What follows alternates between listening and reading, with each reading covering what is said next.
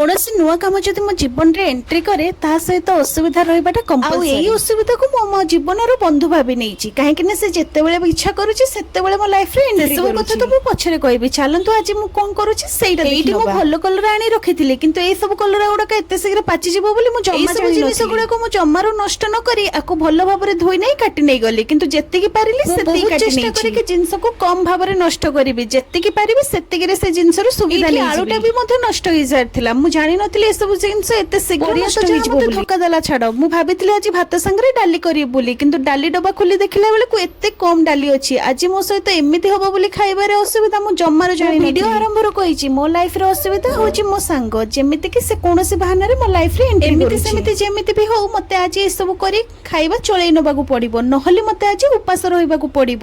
ଏଇ ତ ହଉଛି ମୋର ଡେଲି ଲାଇଫର ଷ୍ଟ୍ରଗଲ ଆଉ ଏଇ ସବୁ ଅସୁବିଧା ଭିତରେ ମତେ ସୁବିଧା କରିବାକୁ ପଡିବ। ତ ଯେତିକି ଡାଲି ଥିଲା ମୁଁ ଏଠି ଧୋଇ ନେଇଛି, ତାକୁ ହଳଦୀ ଆଉ ଲୁଣ ଦେଇ ଭଲ ଭାବରେ ଫୁଟେଇ ନେବି। ଆଉ ଏଠି ମତେ ଟାଇମ ଦେଖିବାକୁ ପଡୁଛି, କାହିଁକି ନା ମତେ ଅଫିସ ଯିବାର ଅଛି। ମୋର ସବୁ କିଛି କମ ଖାଇବା ଅଛି, ତ ତା ସାଙ୍ଗକୁ ମୁଁ ଭାଜି ନେଇଥିଲି ବଡି। ବଡି ସହିତ ମୁଁ ତା ସହିତ ଭାଜି ନେଇଥିଲି ଟମାଟୋ, କାହିଁକି ନା ବଡି ଆଉ ଟମାଟୋରେ ଆଜି ମୋର କାମ ଚଳିଯିବ। ତାହା ସାଙ୍ଗକୁ ମୁଁ ଏଠି ପିଆଜ ଭାଜି ନେଇଛି, କାହିଁକି ନା ମତେ ଡାଲି ଛୁଙ୍କ ଦବାର ଅଛି। ଆଉ ମତେ ଏପଟେ ଟାଇମ ଚେକ୍ କରିବାକୁ ପଡୁଛି, କାହିଁକି ନା ମତେ ଟାଇମ ହେଇଯାଉଛି ଅଫିସ ଯିବା ପାଇଁ।